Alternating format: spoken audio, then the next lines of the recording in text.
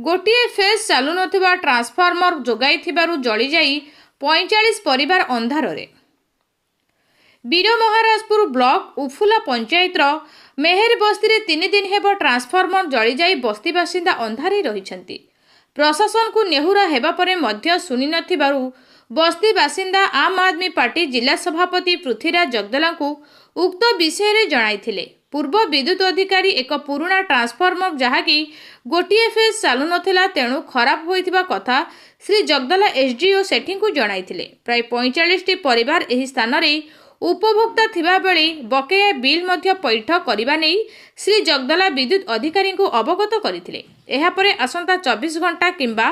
36 घंटा भितर एक नुआ ट्रांसफार्मर जोगाई देबा पई एसडीओ सेठी आम आदमी पार्टी श्री जगदला को प्रतिश्रुति देइथिबा सूचना मिलिछि।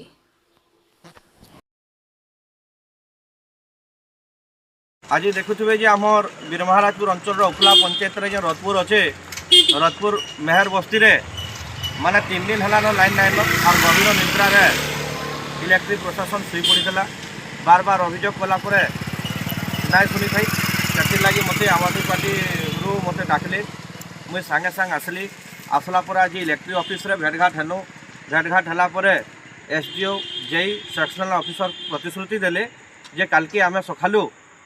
तो जदि जापारू बहुत बढ़िया कथा आदि नहीं जापारू पर दिन सकालू न आम मेहर बस्ती रे माना ट्रांसफॉर्मरटा लगेदेमु आदि किसी पैसा एरियर अच्छे ताहा देव बोली कहले आम कहलु हाँ सार आगे पहला लाइनटा लगेदौन पहला गाँटा आलोकित हो तापर जितकी है आम द्वारा आम देमु बोली कहीजु आ बहुत बहुत धन्यवाद जेन अच्छन सेठ बाबू आमर एसडीओ तांको मुझे धन्यवाद देमी एवं अंचल रू आह्वान करमी जे जदि इलेक्ट्रिक समस्या किसी भी अच्छे दयाकोरी आपण मैंने आम आदमी पार्टी पृथ्वीराज जगदला के आपन कांटेक्ट करो।